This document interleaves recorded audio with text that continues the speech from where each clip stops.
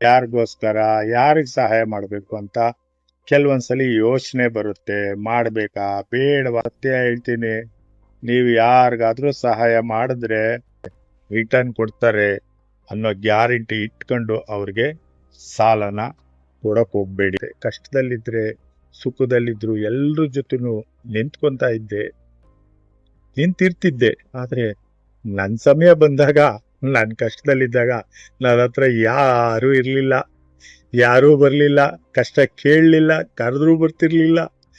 ನೋವನ್ನ ಹೇಳ್ಕೊಬೇಕು, ಒಬ್ರು ಸಿಕ್ಲಿಲ್ಲ. ಆವಾಗ ಗೊತ್ತಾಯ್ತು ನಾನ್ ಮಾಡೋ ಸಹಾಯ ಕೆಲವರಿಗೆ ನೆನಪೇ ಬರೋದಿಲ್ಲ, ನೆನಪೂ ಇರಲ್ಲ ಅಂತ. ಅದಕ್ಕೆ ಇವತ್ತು ಒಂದು ಮಾತು ಹೇಳ್ಬೇಕು ಅನ್ನಿಸ್ತಿದೆ. ಸಹಾಯ ಮಾಡಬೇಡಿ ಅಂತ ಹೇಳ್ತಾ ಇಲ್ಲ, ಮಾಡಿ, ಖಂಡಿತ ಮಾಡಿ.